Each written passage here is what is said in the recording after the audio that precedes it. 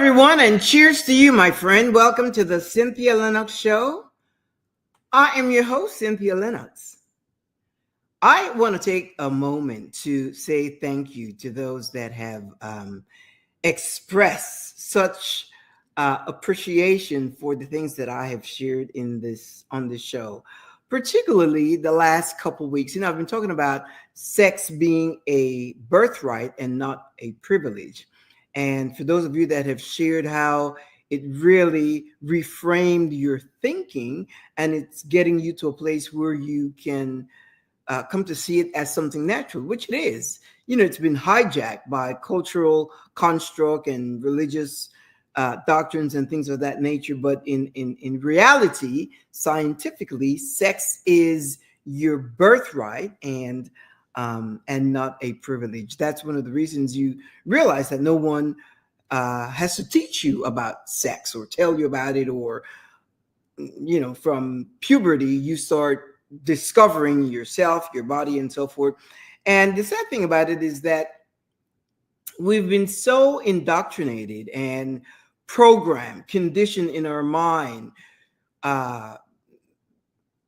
with taboos about sex, that we have different mindset, different perspective, different views about what it really is, and we don't really appreciate it. We don't even get to know our bodies. Why? Because we're told that our bodies are filthy and dirty and so forth, and that sex is bad and so forth. And we need to change that. So I am glad that what I have shared is reframing your thinking, because once your mind is renewed, you become transformed in your whole, mentally, emotionally, and physically. But that only comes by knowledge. You have to know, you have to learn it, and you have to acknowledge it, receive it, and so forth. Now, I realize that this show, or what I share, is not for everyone. Not everyone has the maturity to grasp what I'm sharing, and not everyone want to hear. Now, some people also have religious doctrine that blocks them, and they refute this kind of information. Well, your religious doctrine is for you. It's not universal. It's not for everyone. So if you have certain conditioning that rejects talking about sex openly and so forth, then again, that is for you, and this show is not for you. But for those of us with an open mind and continuing to learn and know who we are, it's totally different. We see it as normal. We see it as healthy, or we experience it as healthy. And again, when I talk about sex, I talk about sex in terms of individual, whether you're partnered or you fly solo. And we do that unapologetically. So again, if this offends you, then this show is not for you. And if you're not sure, then again, you have choices. But for those of you that are really getting the gusto out of it, I am glad, because what happens is that you can go back and do your own research. Do your own research to figure out, not to figure out, so that your questions can be answered. All the doubts that you have. And the end of this, later on, we're going to do a little quiz here on the myths that people have about sex and so forth. Because again, we walk around with all these taboos and cliches and fallacies that we don't, are outdated. They no longer apply to us, and they no longer serve us. We are in the 21st century. This is 2025. We have a new mindset. We are relevant. And I encourage you to stay relevant. And for those of you that are, I heard a story this week, which was very sad. And I'm going to just name that person Nancy. Evidently, Nancy was struggling with loneliness, being alone and just being lonely, and having to deal with solitude, not knowing who she is, and and having a hard time reconciling her conditioning, the programming with who she really wants to be. And Nancy just decided to check out. Now, that is a sad story, but it's a real story. And we don't really want to hear stories like those, because there is opportunities to evolve, to grow, to develop for all of us.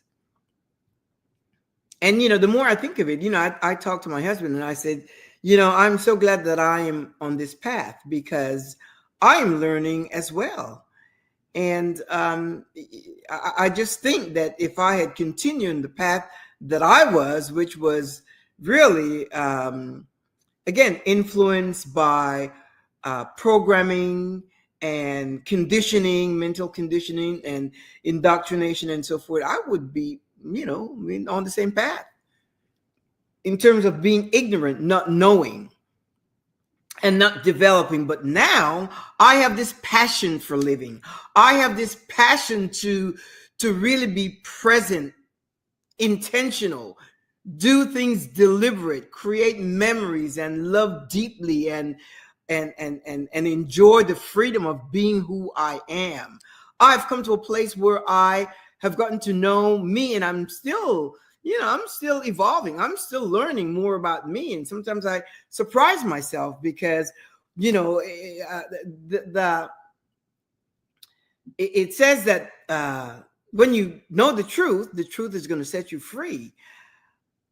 And that is really true. Not only do you have to know it, you have to receive it, accept it, acknowledge it, realize it's true, and you will see it frees your mind. It opens your mind. It really opens your mind and sets you free, and take away all the cobwebs and all the things and all that stuff that stifles us. As a matter of fact, somebody said the other day, they said, I feel like I'm in a straight jacket with a muzzle on my mouth, on my face. And that's what they said. They feel like they're in a straight jacket. I'm like, what is that? It's like, I just can't move because I've got all these thoughts of, I shouldn't do this, I shouldn't do that, I can't go here, I can't go there, I can't be with these people, I can't be with and that's, I can't say this, I can't say that. And it's like they want out. They are in a prison with the door open. And it's just now that they are realizing, wait a minute, I don't have to put up with this. I don't have to, but it takes courage. It takes courage to live. And it all depends on the type of life that you want, because as I always say, you create the life that you want. But we have on the inside of us the things that we really desire. You know the life that you want. And it's not a matter of good or bad, right or wrong. I always say you can do whatever you want to do as long as you don't infringe on the freedom of someone else. And that's how I live my life. And it's fantastic because I come to realize that, some of the things that I want are things that other people want, except that not everyone has the courage to live it, to be it. Like the other day, I was talking with someone about humility, and I have a whole different concept of humility. I think it's such a farce. Nobody's that humble, really. And if it is, it's a performative type of humility, and it's because of, again, traditional conditioning that tells you that humility is something noble and so forth. And people, they do that, but really, plain humble is denying your brilliance. It is denying your whole self-respect, denying your own skills, your talents. Whenever you accomplish something, is dimming your lights for the comfort of someone else.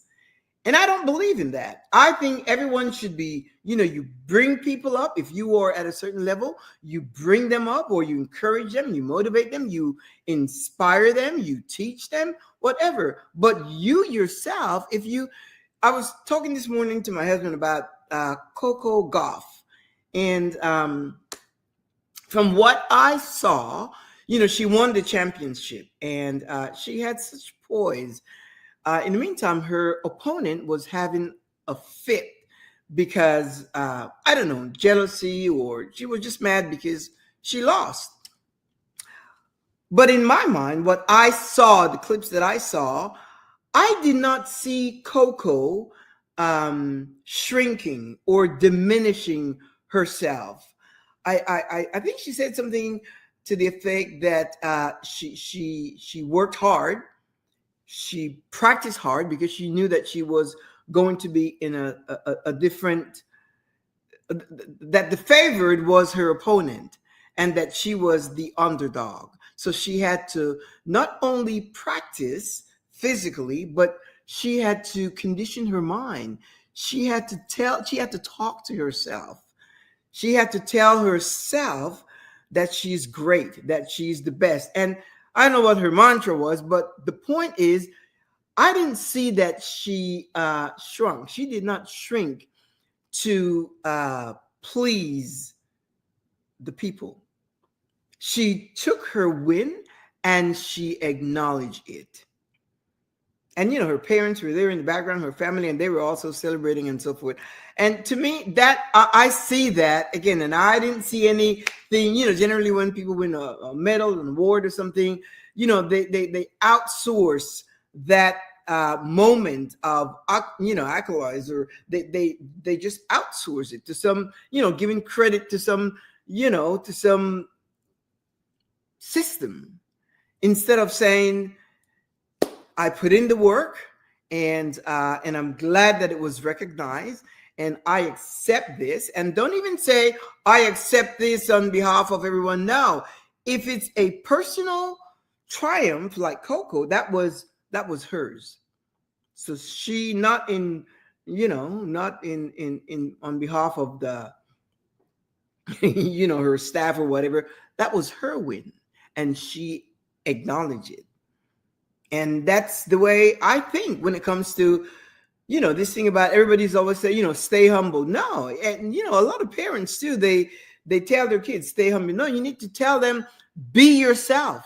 Now, if their personality is to be docile and quiet and calm and so forth, then let it be. That's themselves. But if their personality is to, just be expressive and really get into it and express their joy and happiness for their win, then let that be as well. But if you tell them, stay humble, what exactly do you mean by that? What do you mean by that?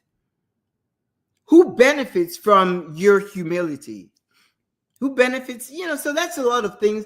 One of my pet peeves, but something for you to think about. The thing is this, and like some of you have said, I am a provocateur.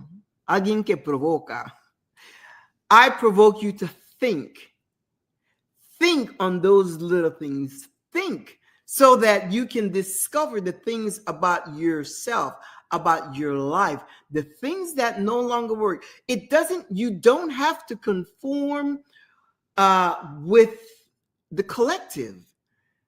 That's not an easy place. I'm going to tell you right now, because I know that sometimes, because of the way I think, I sometimes try to, sometimes I assume that it's the norm, but it's not the norm. The norm is to fit in. To fit in is like overrated.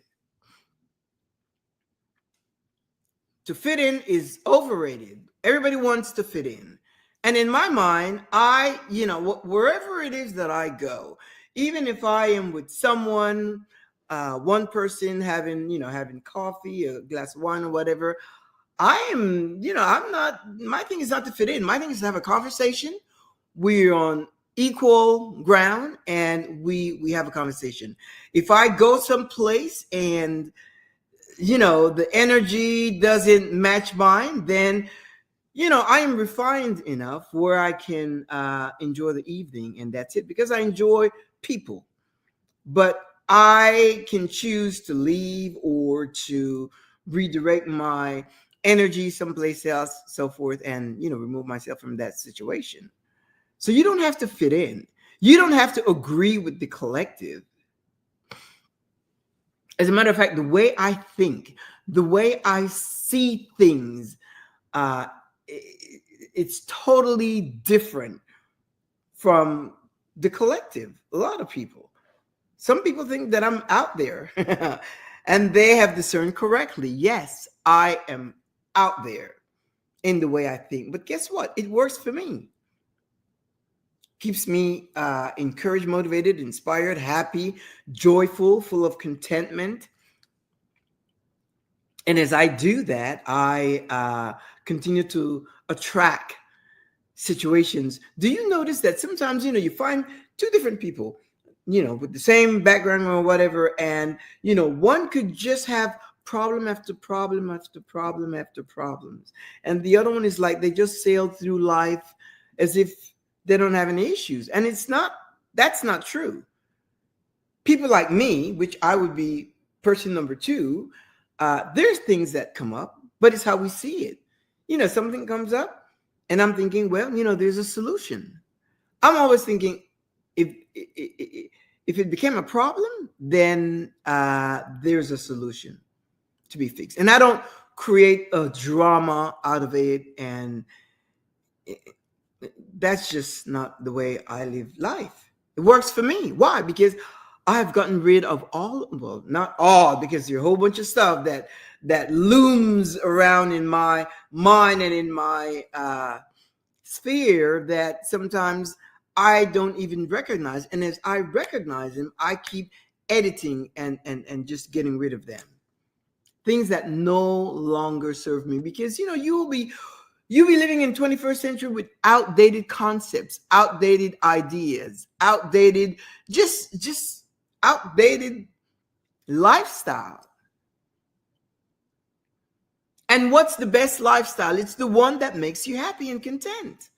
It's the one that you like. It's the one that makes you feel happy.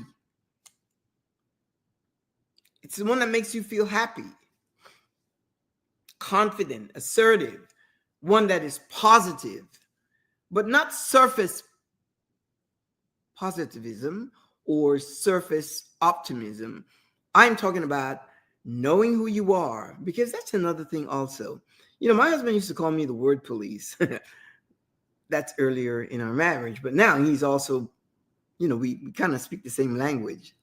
And I have come to learn the power of words. So I speak what I want. I speak what I desire. I speak what I anticipate. I speak what I want to bring into my life. Amidst all the chaos that is happening around us, I speak what I want to work for me.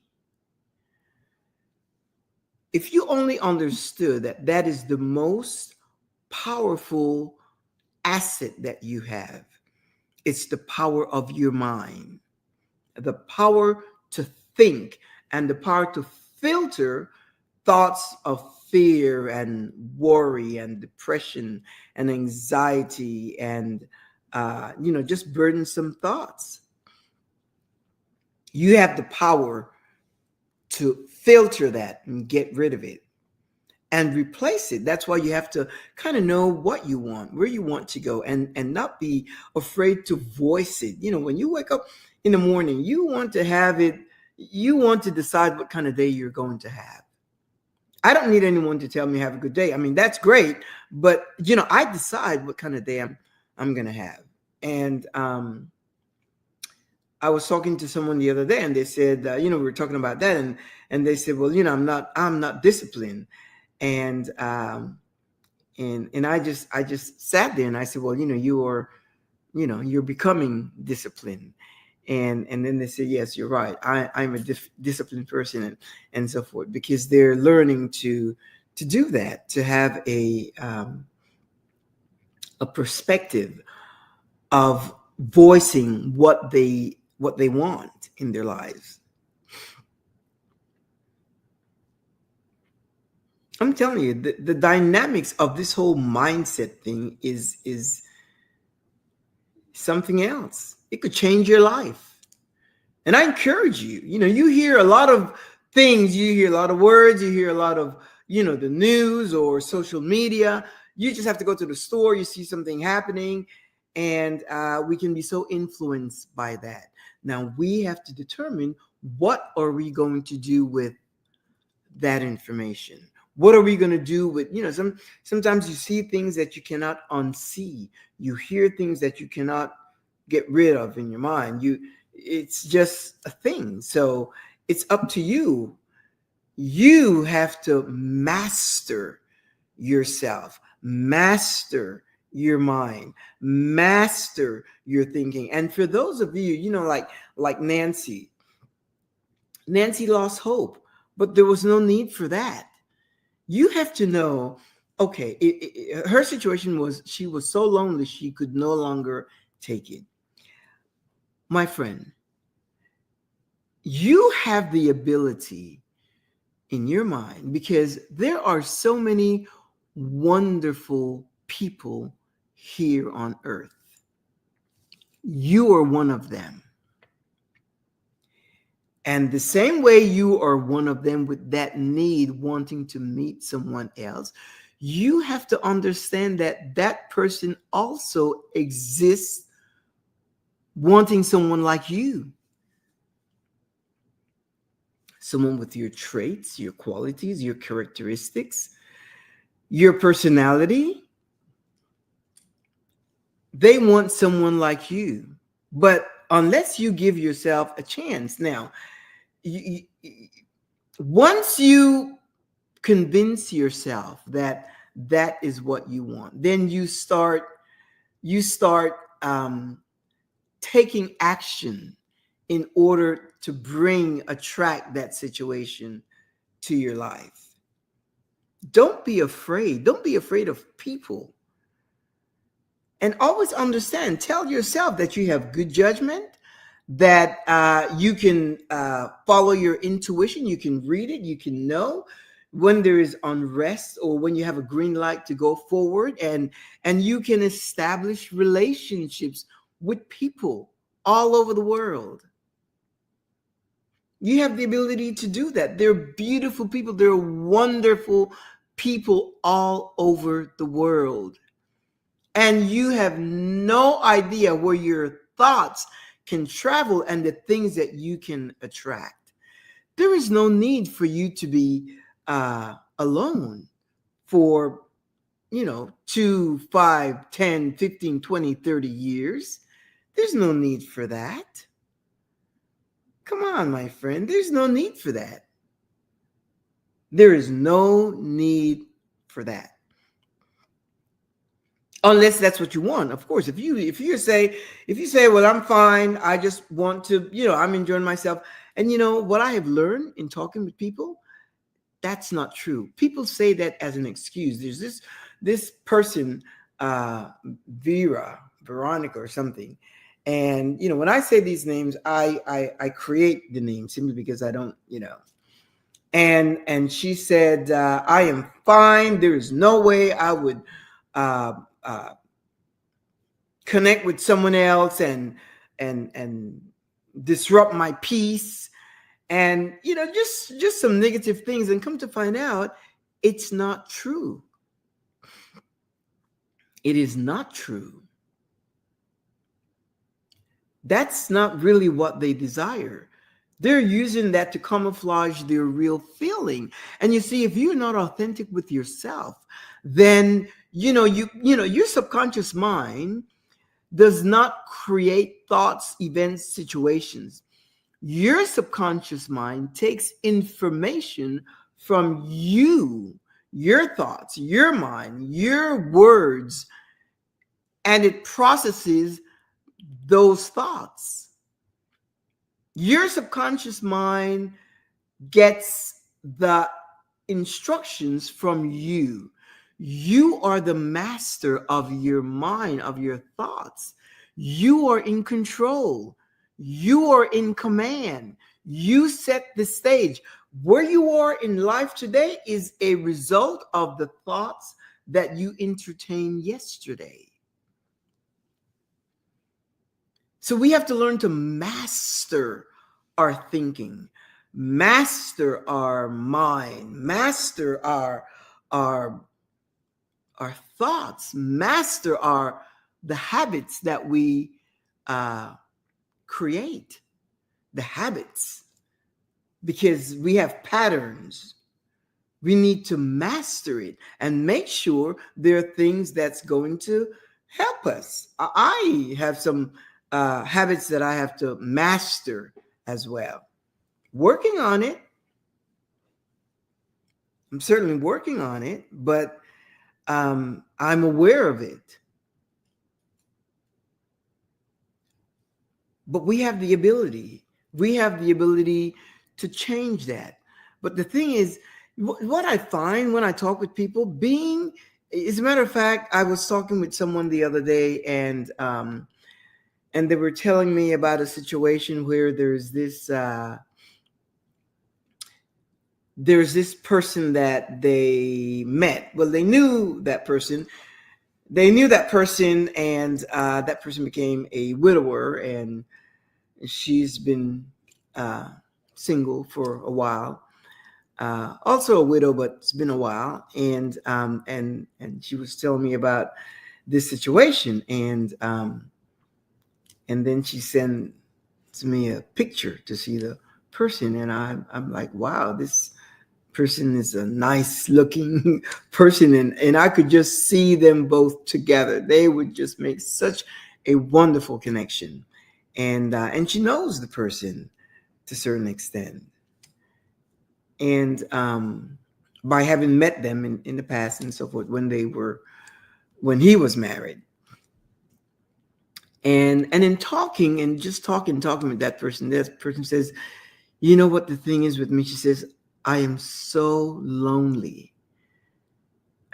But I mean, it was coming from her gut. She shared that from the depth of her heart. And I said, wow. I said, you know what? I feel so privileged that you would feel so safe in sharing that you would feel so safe in voicing that to me. And this wasn't any kind of like coaching situation. This was simply her expressing her heart. And of course, I proceeded to tell her to encourage the situation. And, of course, there's distance between them, 2 different states and so forth. But I encouraged the situation because that's what they needed. They needed to see it in a different light. I says, is it someone you like? Is it someone that you can like? All those questions, those, and yes to all the questions. So then you start the motion. You start doing stuff. You just have to.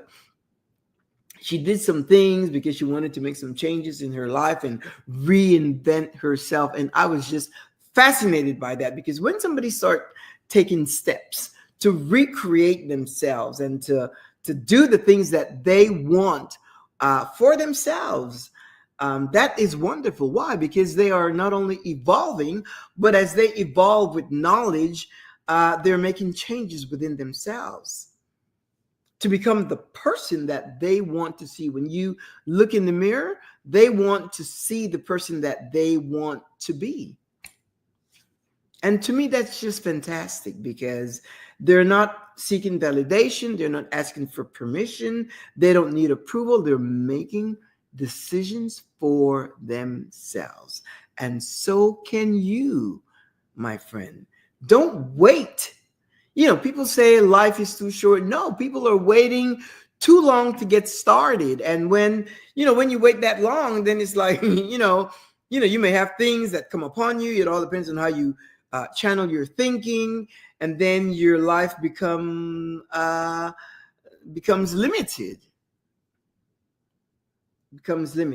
And you don't want that. You want to be able to stay fresh and healthy, and it all starts in your mind. Everything about your life begins in your mind, your way of thinking, whether it's your health, your emotions, your feelings, your thought, all of it starts with a thought. And just to think that you have the ability to govern that you have the ability to channel those thoughts, to create those thoughts, and then channel them in the direction that you desire, that you are in control.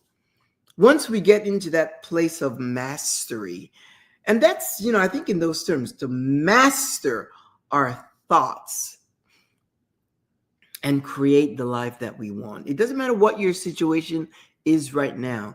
You have the ability to change it.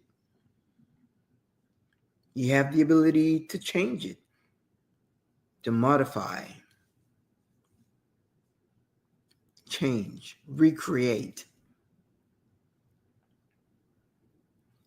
And to many of you, myself included, but I'm always seeking for those things that no longer serve me. As a matter of fact, I read something the other day that says, everything, it says papers that you have that you're no longer, you've got papers, stuck in a drawer. You're not going to use those, all the, receipts and all that. Get rid of it. Get rid of it. Get rid of clothes. Get rid of furniture, things that no longer serve you. If you have a piece of furniture that is not utilized, that is just sometimes even in the way, just get rid of it. Get rid of it. We did that not too long ago. We just didn't like it anymore, and we just got rid of it, replaced it. But get rid of it. Get rid of it. Just feng shui your house and get rid of all the things that no longer serve you. And that includes your thoughts, not just your clothes and your surroundings and your environment, but your thoughts, all those thoughts that no longer serve you. Like I just shared earlier about this thing about being humble, stay humble. Like that doesn't serve me. Who does that serve? I mean, unless you have some kind of programming in your mind, then that's for you. But as a whole, if I say, I'm staying humble or whatever, who does that serve? That doesn't serve anyone. Doesn't even serve me. Why? No, especially me. I'm a person that I am very expressive. I like fun, and if I'm playing, if I'm playing a card game or something, if I win, I'm gonna be excited.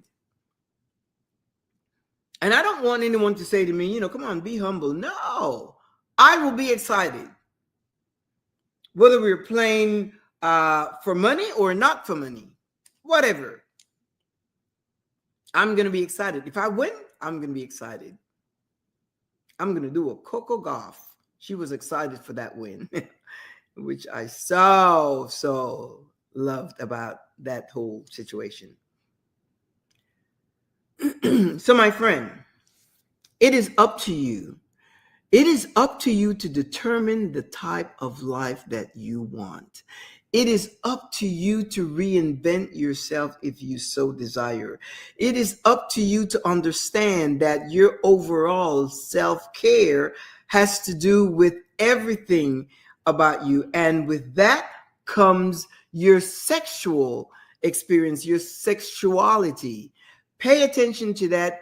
Give it the honor and respect that it deserves. And don't allow yourself to minimize it or dismiss it or pretend that it's not real or true. Again, it's a private issue. I'm just saying to you, empower yourself. Empower yourself to know that you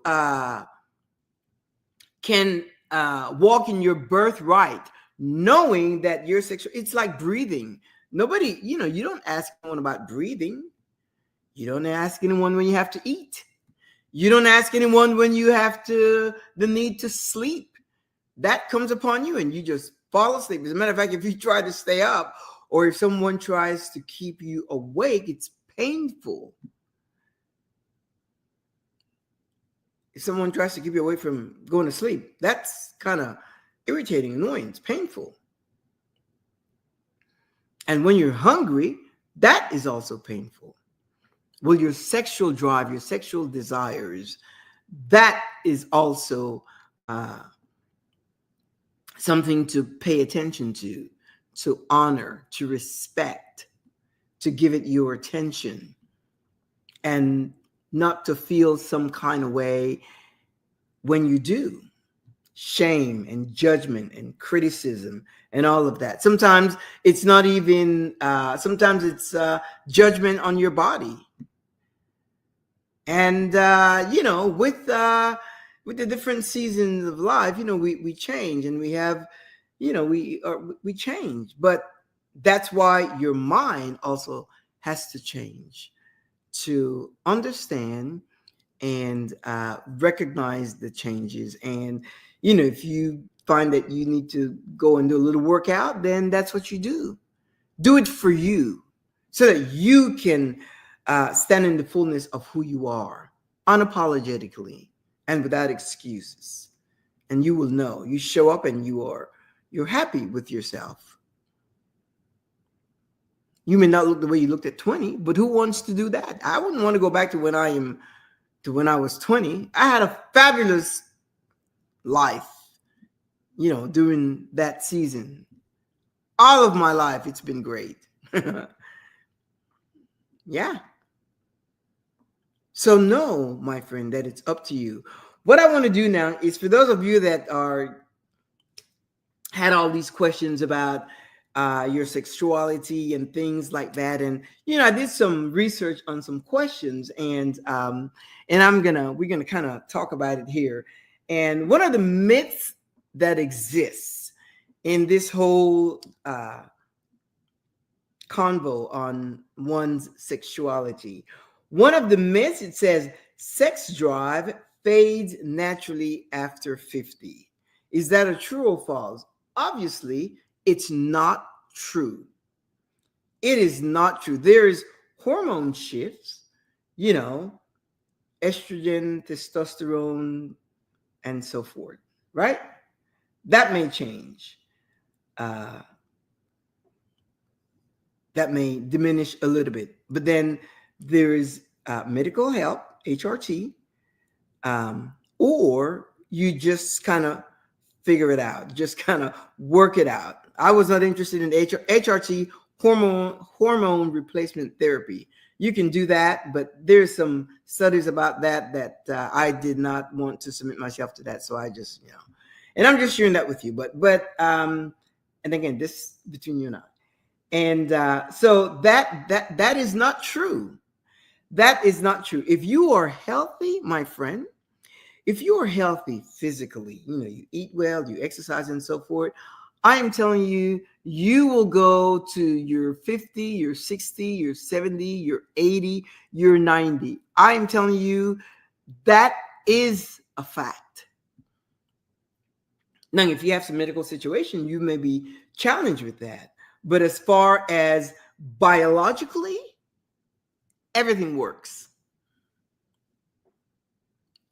Everything works. As a matter of fact, your mind is free because in a certain way, because that you're not going to become, you can't get pregnant. That gives you can't get pregnant, and you don't have that monthly thing that is such an inconvenience in this savage season of our lives. It's totally different. So that is a myth. Don't let anyone tell you that. I talked to some people a long time ago, and they insisted and so forth, and I did not even pay attention to that because I know that is not true. Scientifically, it's not true. Now, again, if you have medical situations, then yeah, you may have some issues, you, your partner, and so forth. But as far as the desires, that is not true. 50, 60, 70, 80.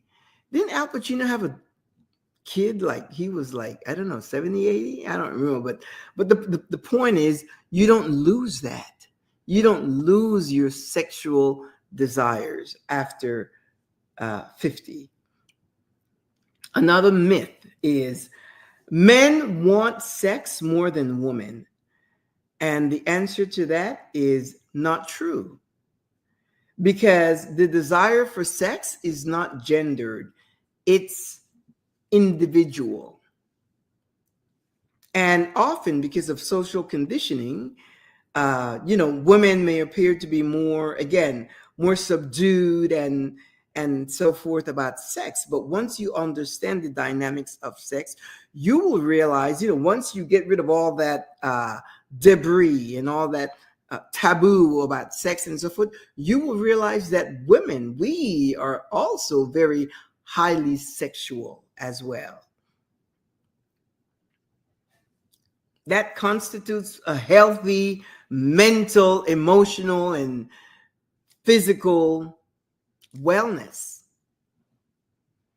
And that's nothing to be ashamed of or something to try to downplay or whatever. No, we are highly sexual. And that's okay. And again, I shared whether you're partnered or not. If you're partnered, great. If you're not, then you fly solo. And that is perfectly okay. You fly solo. But then again, you have to free your mind. You have to free your mind so that you can breathe and not be consumed with guilt and shame and all of that. Myth number 3, sex is only about penetration. The answer is that's a cultural script, it says, not biological, because pleasure, according to the studies, pleasure lives in the brain and the whole body. Touch, intimacy, and emotional connection often create deeper satisfaction than a single act. And that's so interesting to know, because if you take into consideration like touch and intimacy, and whether you're partnered, even if you're by yourself, your touch and to become intimate with yourself, and whether it's a bath, whatever it is that you do, whatever floats your boat, whatever it is that your creative mind conceive and indulge in, it is okay. All of this is private, and that's the whole idea. The people that touch base with me and to say how wonderful or how freeing and empowering this is to them, the understanding is they know that this is a private thing that's between themselves. It's to free your own self, whether it's in your relationship with your partner, your marriage, whatever. It's to free your own self from the taboos of giving your sexuality such a bad rap, because, as I said before, it's been hijacked. We are taking it back. We are seizing back our sexuality, because you know what? Sex is power, and that's all of your overall well-being and the ability to live organically and to be authentic in your whole self. It's getting to know who you are, what makes you tick, what brings you pleasure. How do you classify fun? You determine that. So when they say that sex is only about penetration, that's not true. That's part of it. That is part of it, but it's not, as it says here, pleasure lives in the brain. Isn't that interesting? Pleasure lives in the brain. Next myth: masturbation is unhealthy or selfish. The medical consensus, it says it's normal, safe, and even beneficial. It relieves stress, improves sleep, and helps people understand their own pleasure, making partnered sex better, not worse. So masturbation is, as it says here, it's normal, and it is safe, and even beneficial. Helps with your relief stress, helps with your sleep, and it even makes your relationship, your intimacy, your partner's sexual experience better. So don't think that self-pleasuring is bad, or it's ugly, or it's something that is, that is between you and you, or you and your partner. Don't even question it. That's between you and your partner. It's safe and it's normal. You know that. You remember when you were a kid, when you hit that puberty. It's safe and it's normal. Myth number 5, if you're in love, sex should be effortless. The question here says, even great relationships require communication and intentional effort. Stress, health, and life changes affect libido. Honest conversations and exploration keep intimacy alive. And the thing is that some people, I know some women that once they're going through this perimenopause and uh, menopause, their libido drops, and there's some truth to that. There's definitely some truth to that, but that is for a short time. And again, it all, as one of the myths here says, that pleasure lives in the brain. So once you have that understanding that pleasure lives in the brain, you would have the ability to command and to govern and to master even those situations in your body, like your libido. Once you understand how that works, and it all depends on what your situation is. If you have a partner, then it's something that you need to pay attention to, because that is part of your intimacy. That is part, sexual intimacy is part of your relationship. And if you have that situation going on, then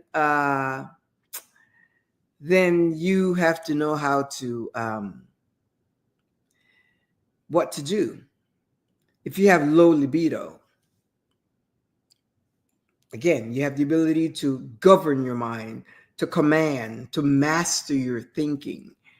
And I find that period, in my experience, when I talk to some women, they're just having a bad situation, experience physically, biologically, with their bodies and so forth. For me, it was just different, because I have learned to govern my thinking a long time ago. And that's why life has been pleasure. Doesn't mean free of challenges and issues, but just pleasurable, so forth. So to answer that question, if you're in love, sex should be effortless. That is not necessarily true, because as it says here, stress, health, and life changes can affect one's libido. So there that goes. Myth number 6, and this is the last one. Religious or cultural rules define morality for everyone. And the answer to that is morality is personal. Consent, respect, and honesty are universal. And I always tell people, whatever your religious indoctrination is, that's for you. That if you have a religious mindset, that's for you. Like this program, we are not religious here, or I am not religious. Religion is not, I'm not governed by any religious doctrine. So that doesn't apply to me. And again, I shared earlier, if that's your mindset, then you may not resonate with what I have to share. But according to this, consent, respect, and honesty are universal. Dogma is not. So to that myth number 6, religious or cultural rules define morality for everyone, that is not true. It says your body and your choices are yours to govern. There you go. Your body and your choices are yours to govern. And I shared that, I think I shared last week. Anyway, the point is, it is your body and you have the ability to govern your body. Not anyone else's, but your body. So it's important, as you can see, that we give this whole aspect of our self-care our undivided attention and the respect that it deserves, that we should honor our bodies, honor our whole uh, persona, our whole being. As we come into this place of discovering the our true authentic selves, our authentic selves, so that we can live our lives organically, create the life that we want, and to live it on our own terms, and not to allow things like uh, loneliness to invade our thoughts and consume us to such an extent that we lose hope. Keep feeding yourself the beautiful person that you are, the amazing person that you are, the great personality that you have, the attributes that you possess, your traits, the characteristics that you carry. They're fantastic. And guess what? They're unmatched because there's no other like you. That's why you don't have to compare yourself with anyone else at all. Why? Because you are a unique individual. You are unique in your person. You are unique. And once you understand that, once you understand your identity, then you can continue or begin to flow knowing who you are and getting rid of all the stinking thinking, getting rid of all the cliches, getting rid of all the taboos, getting rid of questioning everything. That's the thing. People don't, we don't question things. I question everything. And then I go looking to see, like, lately I was thinking about, because sometimes I talk about having clarity, and that's good. And I know what it means. But what does that mean, really, to have clarity? When I'm thinking about something, that's my clarity. Sometimes people, they're in a relationship and they want clarity about, they're saying that the person is sending mixed signals, and they don't know if they like them or not. No, no, no, no, no. You may not want to admit it. You may not want to acknowledge it, but it's clear.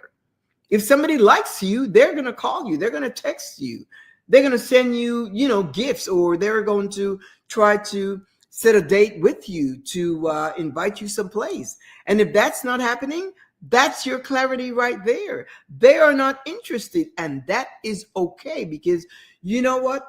The sooner you identify that clarity, then you can move on.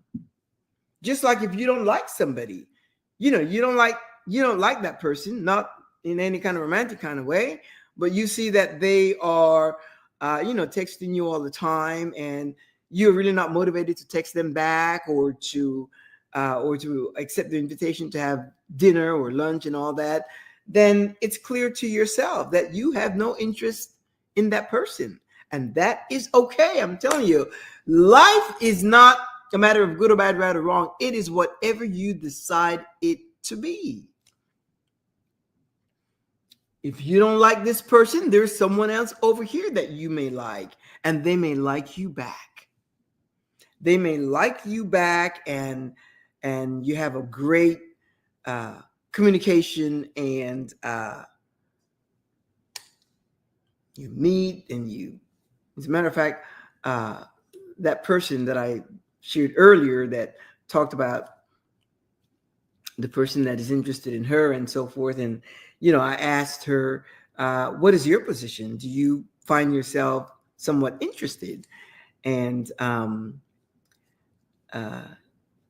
they said yes, but because of past situation, they are, hesitant, a little afraid, and, they don't want to be hurt and whatever. Life is such where you have to put yourself out there. Does it guarantee that you wouldn't be hurt? No. But again, that's why when you get to that level of self-love where you love yourself, then yeah, You may be hurt emotionally in a situation, but then again, you have yourself to fall back on. You love yourself. That's why when people say, like, oh, my husband, the love of my life, that's, I don't, that's another thing of mine. My husband is not the love of my life. I am the love of my life. I was with me since day one. Since I came out from my mom's, I was with me since day one. I'm the love of my life. Now, I adore my husband because he is just a fantastic man. He's just great. I love him. I adore him. And he knows that. I don't have to pretend, because between us, there's great respect and there's a freedom that we both enjoy, that we make it, nice and romantic and exotic and so forth. That works for us.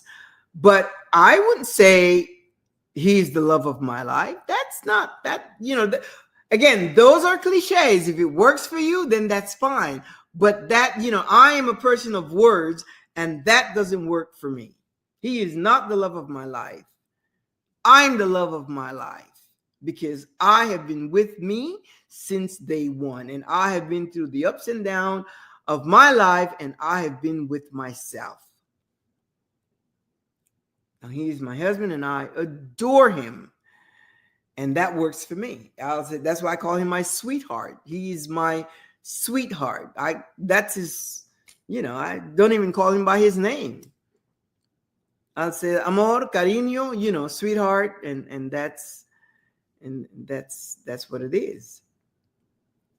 So, I know how I would love myself. And even if you go through a heartbreak, then you can always fall back on yourself. Why? Because you know yourself and you love who you are. You love the person that you are. You love the person that you have become. And as you continue to evolve and grow and develop into the fullness of your authentic self, you're going to really show so much appreciation for yourself. My friend, I'm going to leave you with that. Get rid of all the myths on sex, that it's this, that, the other. No. And you decide. I keep telling you decide what you want it to be for you. Don't let society or programming or indoctrination or mental conditioning, cultural construct, don't let any of those things, traditional construct, dictate who you are and what your life ought to be. You are in command. And you must take the reign of sovereignty, total autonomy. I will leave you with that, my friend. Every Thursday we meet right here, 2 p.m. Central Standard Time. And if you miss the show, then you can check these icons right here: YouTube, LinkedIn, and Facebook. You can access it 24/7 and so forth. In the meantime, this is October already. It's really so interesting, just the way the time is moving so fast. But they say time go fast when you're having fun, and that's a good thing. You want to make sure that you squeeze the marrow out of life, that you squeeze the marrow out of life itself, and enjoy every moment. Make every moment deliberate and intentional of your life.